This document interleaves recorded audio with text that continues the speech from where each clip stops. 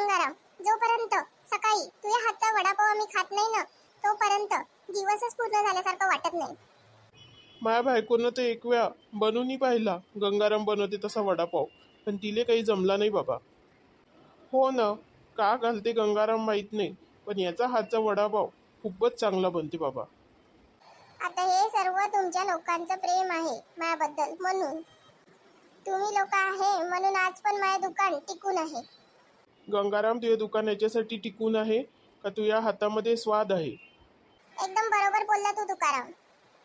पण आजचा वडापाव मी नाही बनवला, विजून बनवलाय. विजया, तू तर मस्त वडापाव बनवते.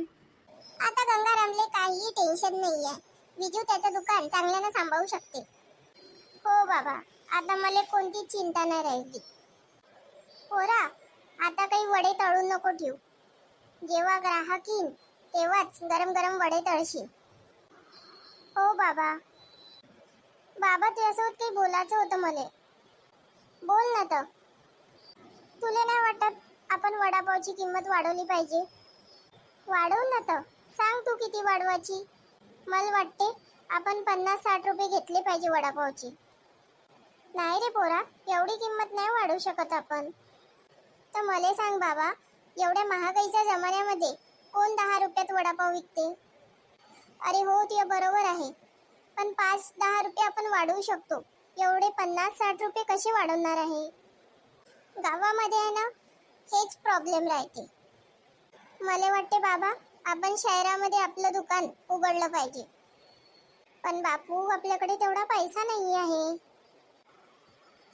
तू शहरामध्ये चलते एक वेळा, तिथं काम भेटायला वेळ नाही लागत. पाहू, तो नंतरचा विषय आहे. आता आपण ह्याच दुकानाकडे लक्ष देऊ. तू आहे ना, असाच विषय मला टाळते नेहमी. पण मला नाही सांभाळायचे हे दुकान, मी शहरामध्येच जाईन. चाललो मी. तुला काय सांगू रे पोरा, आता शहरामध्ये जाणं एवढं सोपी नाही आहे. जेवला का रे पोरा? नाही. थांब, मी पटकन स्वयंपाक करतो. स्वयंपाक केलाय मी ना, पण मला काही भूक नाहीये. तू जेवण करून घे. असं म्हटल्यानं होते का रे बाळा? तू समजूनच नाही घेत आहे. त्या शहरामध्ये गेल्यानं आपला वडापावचा धंदा आणखी वाढल. पण आपल्या गावामध्ये दुकान आहे ना, तर चालतेही चांगलं. जो वडापाव तू इथं 10 रुपयात विकते ना, तो वडापाव आपण शहरामध्ये 60-70 रुपयात विकू शकतो. असं म्हटल्यानं नाही होत रे बाबा. जाऊ दे मग, मला नाही बोलायचं आहे, मला जेवायचंही नाहीये. असं नको म्हणू. चल, शहरातली तिकीट काढ ना, आपण जाऊन पाहू शहरामध्ये. तिथे दुकान टाकून पाहू आपण, नाही तर मग कोणाकडे काम असेल तर ते करून पाहू. खरंच तू हो म्हणत आहे?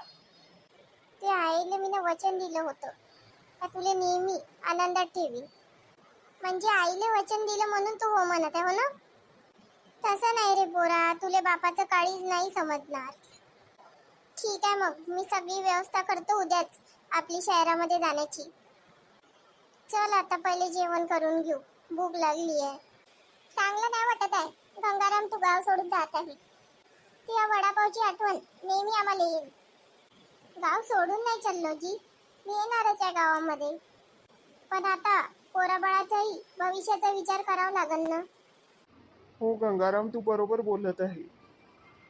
पण आम्ही नेहमीच तुझी वाट पाहू का तू गावात आला पाहिजे? हो, नक्की. जरी मी वडापावची दुकान बंद करून चाललो, पण जर गावात आलो तर आपल्या हातचा वडापाव सर्वांना करून खाऊ घालीन. ठीक आहे, मग आता निघतो. हो गंगाराम, लवकर परत ये. बाबा, तू इथंच थांब, मी तिकडे काही लोक आहे त्यांना काम आहे का ते विचारून येतो. ठीक आहे, जा. ऐकता का, तुमच्या स्टॉलवर काही काम आहे का? काम म्हणजे? काही खाण्याचं बनवण्याचं काम. काय काय बनवता येते तुम्हाला? आम्ही वडापाव, भजे, पोहे, चिवडा, चहा हे सर्व बनवू शकतो. माझे बाबा पण आले आहे माझ्यासोबत, माझ्यापेक्षा ते चांगलं बनवते. हो, ते सर्व ठीक आहे, पण या सर्वासाठी आमच्याकडे ऑलरेडी एक माणूस आहे. तुम्हाला काही नवीन बनवता येत असेल तर ते सांगा. नवीन म्हणजे? नवीन म्हणजे चायनीज, इटालियन, आणखी काही वेगळं ते. नाही, असं काही तर आम्हाला बनवता नाही येत. मग माझ्याकडे तर तुमच्यासाठी काही काम नाही आहे. तुम्ही दुसरीकडे विचारा. ठीक आहे ना, विचारतो. का झालं रे पोरा? यांच्याकडे तर काही काम नाही आहे म्हणते. आपण दुसरीकडे जाऊन विचारू. चल ठीक आहे. भाऊ, तुझ्याकडे काही काम भेटन का? नाही रे बापू, काहीच काम नाहीये. मला वडापाव, भजे, चिवडा, चहा चांगल्यानं बनवता येते. न माझे बाबा पण आहे माझ्यासोबत, त्यांनाही बनवता येते. काही काम भेटन तर चांगलं होईन. नाही रे बापू, माझ्या दुकानामध्ये मीच सर्व बनवतो. मला कामावर कोणाला ठेवणं परवडत नाही. छोटंसं तर दुकान आहे माया. हो, तेही बरोबर आहे. कुठून आलाय तू? मी दर्यापूरमधून आलो आहे. इथं काय लिहायला तू काम शोधाले? आपल्याच गावात काम करायचं. गावात आहे आमचं छोटंसं हॉटेल. पण मलाच असं वाटलं का शहरामध्ये जाऊन चांगला पैसा मिळते. हे शहर आहे बापू. इथं एवढं सहज काम नाही मिळत. न मिळाल्यावर ते चालायलाही पाहिजे. तेच तर अक्कल नाही होती मला. गावामध्ये एक छोटंसं हॉटेल आहे, चांगलं चालते. पण आपल्या हट्टापायी माझ्या बाबाला मी इथं घेऊन आलो. 7 दिवस झाले इथं येऊन. एक काम नाही भेटलं आतापर्यंत. पैसेही संपत आले आहे. एक वेळात जेवतो आम्ही, न फुटपाथवर झोपतो. माझ्या बाबाची तब्येती खराब झाली आहे आता. आता तू मग ऐक, गावामध्ये जा न गावामध्येच आपली दुकान पुन्हा सुरू कर. मी उद्या सकाळीच गावामध्ये जातो. पण थांब, काही खाण्याचं घेऊन जा आपल्या बाबासाठी. न तू पण खाऊन घेशील. माझ्यापाशी पैसे नाही आहे जास्त. गावाला जाण्यापुरतीच आहे, राहू दे. पैसे मागितले का मी ना तुले? घेऊन जा. तुझे खूप खूप धन्यवाद भाऊ. ए बाबा, बरं वाटून राहिलं का रे? नाही रे पोरा, बरं नाही वाटत आहे.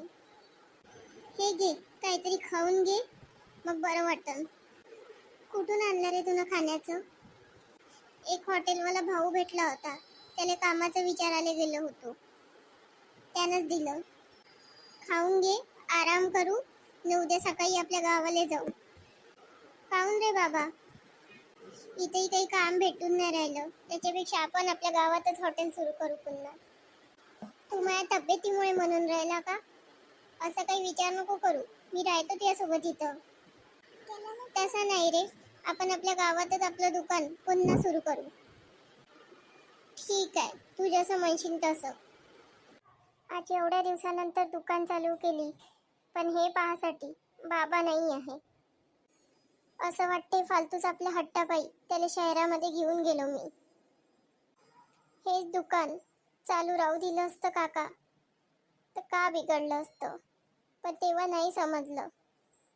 पण आता तो गेल्यानंतर असं वाटून राहिलं की आपल्या बापाचा वारसा आपण जपून ठेवायला पाहिजे होता त्याच्यासमोर. तेव्हाच हे समजलं असतं तर आज तो ह्या दुकानामध्ये इथं माझ्यासोबत उभा राहिला असता. जाऊ दे पोरा, जे झालं ते झालं. पण याच्यानंतर तुला आपला बापाचा वारसा चालवायचा आहे. हे दुकान कधीच बंद नाही होऊ द्यायचं आहे. हो पोरा, आता तू असंच करायचं. हे दुकान, गंगारामच्या हातची चव, हे सर्व तुझ्याकडे आहे. हे दुकान आता चांगल्या रीतीनं चालव. हो काका.